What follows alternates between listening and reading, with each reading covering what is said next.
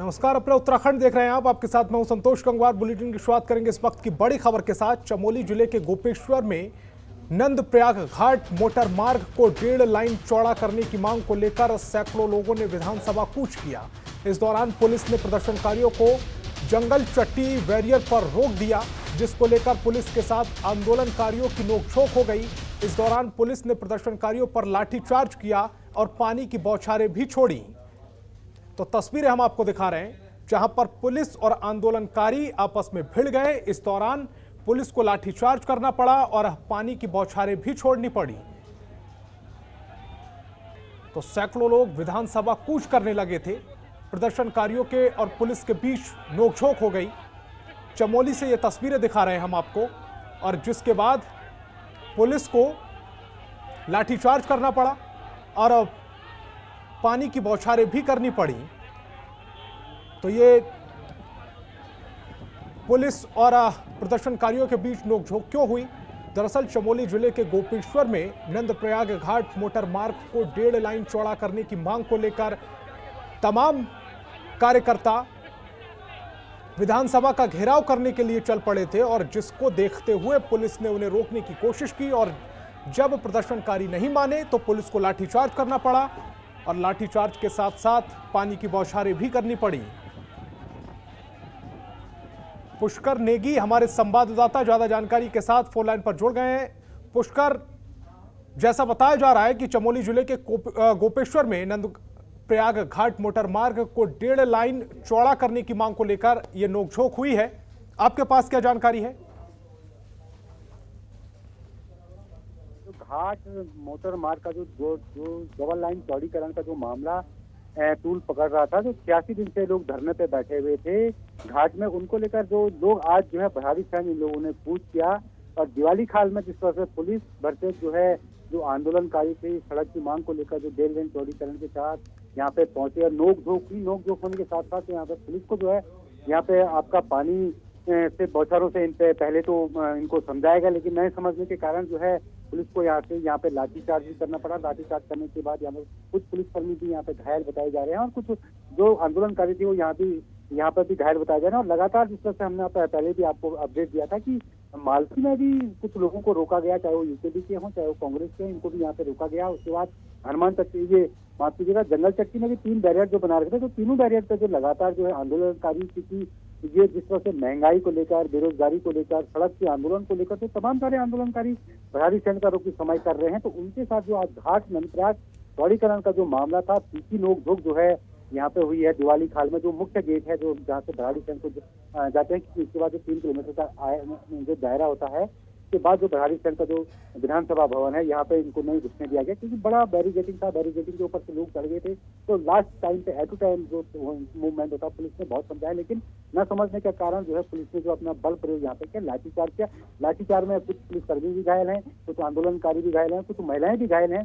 घायलों का इलाज जो है, जिनको चोटें आई हैं उनका इलाज जो है गैर अस्पताल या सरकार उनको लाया गया। तो लगातार जिस तरह से, क्योंकि अब चुनावी वर्ष है, आंदोलन लगातार चलेगा, तो इसको लेकर जो आज जो है दिवाली जो भराड़ी संघ का दिवाली खाले यहाँ पे जो है तीखी नोकझोंक जो है आंदोलनकारी और पुलिस के बीच हुई है। पुष्कर, क्या पुलिस कर्मियों ने उन्हें समझाने की कोशिश की थी? और समझाने की कोशिश की थी तो क्या ये जो आंदोलन कर रहे थे, आंदोलनकारी थे, वो शांति के साथ इस आंदोलन को पूरा कर रहे थे? बिल्कुल पहले तो शांतिपूर्ण का आंदोलन करना, क्योंकि इनको जो 86 दिन जो है धरना स्थल जो है इनका घाट में, जो है विकास नगर बाजार घाट में 86 दिन इनको रोड की मांग को लेकर यहाँ पे हो गए थे। उसके बाद इन्होंने 1 मार्च का जो गैरसैंण चलो का एक आंदोलन दिया था कि हमारी मांग जो केवल 1.5 जो सड़क मार्ग जो है, क्योंकि इसमें जो है सीएम ने घोषणा भी करी थी, त्रिवेंद्र रावत उत्तराखंड के सीएम घोषणा भी करी थी कि 1.5 लाइन का काम होगा, लेकिन अभी तक नहीं हो पाया। लेकिन शांतिपूर्ण माहौल, कहते हैं कि जब शांतिपूर्ण माहौल नहीं होता, लोग ज्यादा आक्रोशित हो गए थे कि हमको जो है भराड़ी संघ और हमको मिलना है। तो आक्रोशित होने के कारण जो है जिस तरह से पुलिस प्रशासन हो, चाहे स्थानीय प्रशासन हो, चाहे जिलाधिकारी हो, चाहे एसपी चमोली हो, चाहे आपका डीआईजी हो, तो तमाम सारे लोग यहाँ पर आए, लेकिन तमाम सारे अधिकारियों ने इनको समझाने की कोशिश करी। लेकिन जब भीड़, जब कहते हैं कि भीड़ पर कभी दिमाग नहीं होता, तो भीड़ इतनी थी कि हजारों की संख्या में लोग जो है इस आंदोलन में यहाँ पे छूटे हुए गए हुए थे, पूरे हुए थे। तो तीखी नोकझोंक होने के कारण यहाँ पे जो पुलिस को जो है लास्ट टाइम पे जो है यहाँ पे अपना बल का प्रयोग करना पड़ा। पुष्कर, इस तमाम जानकारी के लिए आपका बहुत बहुत शुक्रिया। उत्तराखंड की ग्रीष्मकालीन राजधानी गैरसैंण में विधानसभा बजट सत्र आज से शुरू हो गया। सदन की कार्यवाही राज्यपाल के अभिभाषण से शुरू हुई, जिसके बाद पूर्व राज्यपाल को गार्ड ऑफ ऑनर दिया गया। आपको बता दें कि राज्यपाल बेबी रानी मौर्य के बजट अभिभाषण से पहले ही कांग्रेस ने बेरोजगारी के मुद्दे पर सदन से वॉकआउट कर दिया। उपनेता प्रतिपक्ष करण माहरा ने बताया कि बजट को जन विरोधी बजट बताया।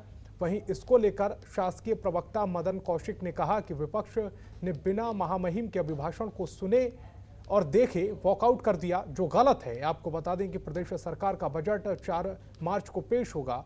सीएम त्रिवेंद्र सिंह रावत सदन के पटल पर बजट रखेंगे। अभिभाषण से पहले परंपरा है कि ये प्रतियां हम लोग को पहले दी जाती है ताकि हम लोग पढ़ सके कि अभिभाषण में है क्या। लेकिन ये पहली बार हुआ है कि अभिभाषण की प्रतियां विपक्ष को नहीं दी गई और जब हम लोग वाइकआउट कर दे उसके बाद दी है। पूरा झूठ का पुलिंदा है। पिछले 4 वर्षों में सरकार ने क्या किया उसका कोई जिक्र नहीं है। महिला उत्पीड़न के केसेस बढ़ रहे हैं, कैसे बेटियों की सुरक्षा होगी, कैसे उनके लिए क्या सरकार करने जा रही है उसका कहीं जिक्र नहीं है। किसानों के लिए कोई बड़ी योजना नहीं है। बेरोजगारों के प्रति सरकार उदासीन दिख रही है। और सबसे बड़ा मुद्दा ये है कि सरकार ने कहीं पर भी नहीं दिखा रखा है कि भ्रष्टाचार को रोकने के लिए जो जीरो टॉलरेंस की बात ये मीडिया के सामने करते हैं, आखिर वो जीरो टॉलरेंस कैसे होगी वो कहीं भी नहीं दिखाया गया है। कैसे हमारे बेरोजगार लोगों को जो पलायन करके रिवर्स पलायन करके कोविड में वापस आए थे उनके लिए कोई व्यवस्था इसमें नहीं दिखाई दे रही है। इसके लिए मुझे कुछ कहने की आवश्यकता नहीं है। विपक्ष ने बिना महामहिम अभिभाषण के देखे और उन्होंने वॉकआउट किया है। निश्चित रूप से यदि वो अभिभाषण को देखते तो शायद उनकी अंतरात्मा उनको ऐसा करने से रोकती। तो इसलिए उन्होंने पॉलिटिकली बिना उसको देखे, बिना उसको पढ़े और उसका वाइकआउट किया है, ये उचित नहीं है। क्या लगता है पहले ही दिन सेशन हो रहा है और विपक्ष जिस तरीके से सदन में झूठ दिखा के वो पहले ही वॉकआउट कर लिए, तो ऐसे में आगे वो इसी तरीके से उतरना चाह रहे हैं? देखिए, हमने तो कल उनसे निवेदन किया था और उन्होंने आश्वासन दिया था कि सत्र जनता के हित के लिए और हम जनहित के मुद्दे उठाएंगे। सरकार ने भी पूरी तैयारी के साथ उनका जवाब देने के लिए कहा था। लेकिन आज जिस प्रकार से महामहिम के अभिभाषण का उन्होंने वॉकआउट किया है, निश्चित रूप से बिना देखे, बिना पढ़े, तो ये एक लोकतांत्रिक परंपरा के लिए उचित नहीं है। और महामहिम जो वाचन करते हैं वो सरकार का दस्तावेज होता है, इसलिए उस दस्तावेज को ठीक से पढ़कर और उसकी आलोचना समालोचना करना ये अधिकार होता है प्रत्येक सदस्य का। तो उसका उपयोग वो तब करना चाहिए था जब उसको ठीक से पढ़ते और महामहिम के अभिभाषण के समय उसको समझते। उत्तराखंड में विधानसभा सत्र शुरू होते ही सियासत भी तेज हो गई। कांग्रेस पार्टी ने हंगामा किया और वॉकआउट कर दिया। इन्हीं तमाम मुद्दों को लेकर भारतीय जनता पार्टी ने लोकसभा सदन सांसद तीरथ सिंह रावत से बातचीत की। जनतंत्र टीवी की संवाददाता ममता चतुर्वेदी ने। विधानसभा सत्र शुरू होते ही कांग्रेस पार्टी ने वॉकआउट कर दिया। इस पर बातचीत करने के लिए हमारे साथ मौजूद हैं भारतीय जनता पार्टी से उत्तराखंड से लोकसभा सांसद तीरथ सिंह रावत जी। इनसे बात करते हैं। जिस तरीके से कांग्रेस पार्टी ने राज्यपाल का अभिभाषण शुरू होते ही वॉकआउट कर दिया, क्या आपको लगता है कि राजनीति शुरू कर दिया है कांग्रेस पार्टी ने? देखिए, जिस तरह कांग्रेस की स्थिति वहाँ पर है, जनता ने पूरी तरह उनको नकारा है और आज वो पुनः फिर उठने का प्रयास कर रहे हैं। लेकिन जनता कांग्रेस के कारनामों को जानती है। जिस तरह उसने जनता को ठगा है, उत्तराखंड को ठगा है, ये सब आम जन जानता है। राजधानी की बात हो चाहे अन्य मुद्दों की बात हो, तो कहीं भी कांग्रेस सफल नहीं रही, हर तरह से विफल रही है। तो कहते हैं खिसियाई बिल्ली खंबा नोचे, वो हाल आज कांग्रेस का है। गैरसैंण में आज बहिर्गमन जहां तक बजट सत्र में किया, मैं कह सकता हूं कि ये अच्छा नहीं है और राज्यपाल का अभिभाषण उनको सुनना चाहिए था और उसके बाद फिर उसमें चर्चा में भाग लेना चाहिए था। वक्त देने के लिए शुक्रिया। फिलहाल त्रिवेंद्र सरकार 4 तारीख को बजट पेश करेगी। देखना होगा कि उस दिन विधानसभा सत्र चल पाता है या एक बार फिर कांग्रेस पार्टी वॉकआउट कर देती है। हरिद्वार के आयुर्वेदिक मेडिकल कॉलेज में कोविड वैक्सीन के दूसरे सेक्शन का टीकाकरण की शुरुआत हो गई है, वहीं कई कर्मचारियों को दिशा निर्देश भी दिए गए हैं जिन्होंने अभी तक टीका नहीं लगवाया है वो भी टीका लगवा ले, नहीं तो अन्य जगह स्थानांतरण कर दिया जाएगा, जिसके चलते भारी संख्या में हॉस्पिटल में रजिस्ट्रेशन कराने और टीका लगवाने कर्मचारी पहुंचे। ऐसे में कर्मचारियों को एक साथ पहुंचने के साथ स्वास्थ्य विभाग के हाथ पैर फूल गए। वहीं नेटवर्क की समस्या की वजह से कई कर्मचारी आपस में उलझते नजर आए। किसी तरह से आशीष अड़ियाल तहसीलदार ने मोर्चा संभाला और लोगों को समझा बुझाकर टीका लगवाना शुरू किया। कॉलेज में आज दूसरे चरण का टीकाकरण कोविड का शुरू हो गया है। आप देख सकते हैं कि यहाँ पर काफ़ी संख्या में जो लोग हैं वो आए हुए हैं। हमारे साथ डॉक्टर नरेश चौधरी, उनसे जान लेते हैं आखिरकार किस तरह की व्यवस्था यहाँ पर की गई है, क्योंकि दूसरे चरण में काफ़ी लोग संख्या में यहाँ पर पहुँच रहे हैं और टीका लगवा रहे हैं, क्योंकि काफ़ी खुशी की लहर है, क्योंकि सबसे पहले लोगों ने टीका लगवाया, अधिकारियों ने टीका लगवाया।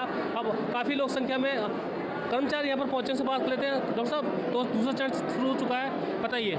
हाँ, इसमें आज जो है जो छूट चुके थे काफ़ी डिपार्टमेंट्स के जो फ्रंट लाइन वर्कर हैं उनका आज टीकाकरण हो रहा है, और उसमें जो आप ज़्यादा गैदरिंग देख रहे हैं सभी विभागों के एक साथ आ गए हैं, लेकिन हमारी टीम वैक्सीनेशन की भी और वेरिफिकेशन की भी दोनों बराबर काम कर रही है। जो दिक्कत आ रही है, पोर्टल पे साइट नहीं खुल रही है बीच बीच में, तो तब बंद हो जाता है, इसलिए सब लोग थोड़ा ये शोर शराबा हो रहा है। पोर्टल जैसे ही स्टार्ट होता है, जैसे ही साइट खुलती है, फिर हमारे ये सब जो टीम वर्क वाले हैं सब काम कर रहे हैं। इस रूप से पोर्टल थोड़ा डिस्टर्ब कर रहा है, लेकिन लोगों को वैक्सीन लगातार लगाई जा रही है। कुछ लोग यहाँ वैक्सीन लगवाना आए थे, उनसे बात कर लेते हैं आखिरकार किस समय वो यहाँ पहुँचे थे और क्या कुछ उनके साथ घटना घटी। जी बताइए। हाँ जी सर, हम यहाँ पे सुबह 11 बजे से आए हुए हैं, और जब से ये ऑनलाइन रजिस्ट्रेशन शुरू हुआ है, लेकिन सर्वर डाउन होने की वजह से बड़ी दिक्कत आ रही रजिस्ट्रेशन, और जब तक रजिस्ट्रेशन नहीं होगा तब तक वैक्सीनेशन लग नहीं सकती। एक्चुअली आज सारे डिपार्टमेंट्स वाले आए हैं, तो उसकी वजह से ज़्यादा भीड़ होने की वजह से, और पोर्टल भी मेरे ख्याल से बाद में इन्होंने शुरू किया, पहले ऑफलाइन चल रहा था तो वैक्सीनेशन हो रही थी, लेकिन जब से ऑनलाइन हुआ तो फिर प्रॉब्लम चल रही है। मगर यह प्रॉब्लम सबको हो रही है, क्योंकि एक तो सारे डिपार्टमेंट वाले लोग इकट्ठे बुला लिए हैं। इनको चाहिए था डिपार्टमेंट वाइज बुलाते तो कम से कम इतनी भीड़ नहीं हो पाती यहाँ पर, और सर्वर डाउन है, सारे परेशान हो रहे हैं इस वजह से। तो देखा हमने निश्चित रूप से लोगों को कुछ दिक्कतों का सामना करना पड़ रहा है, लेकिन कोविड की ये टीकाकरण लगातार चलता जा रहा है। और हर्ष की बात यह है कि लगातार जो लोग हैं काफ़ी जागरूक होकर यहाँ पर टीकाकरण कराते हुए नजर आ रहे हैं। जनता टीवी के लिए नरेश तोमर, हरिद्वार। एक्चुअली सबसे बड़ी दिक्कत तो ये थी कि एक साथ सारे डिपार्टमेंट्स वालों को बुला लिया, जिस वजह से भीड़ ज़्यादा हो गई, और उस वजह से मेरे ख्याल से जो कोरोना की गाइडलाइंस है उनका भी हम पालन नहीं कर पा रहे हैं कि 2 गज की दूरी और ये सब। और जब तक ऑफलाइन चल रहा था तो तब तक तो ठीक था, काफ़ी वैक्सीनेशन हो चुकी हैं और वो लोग भी लगे हुए हैं, लेकिन क्योंकि ऑनलाइन सर्वर चल नहीं रहा, रजिस्ट्रेशन हो नहीं पा रहे हैं, तो इस वजह से बहुत दिक्कत हो रही है। जब तक रजिस्ट्रेशन नहीं होगा तब तक वैक्सीन नहीं लगेगी, तो इस वजह से काफ़ी प्रॉब्लम्स आ रही हैं। खबरों के निष्पक्ष विश्लेषण के लिए सब्सक्राइब करें Jantantra TV and press the bell icon. Never miss any update.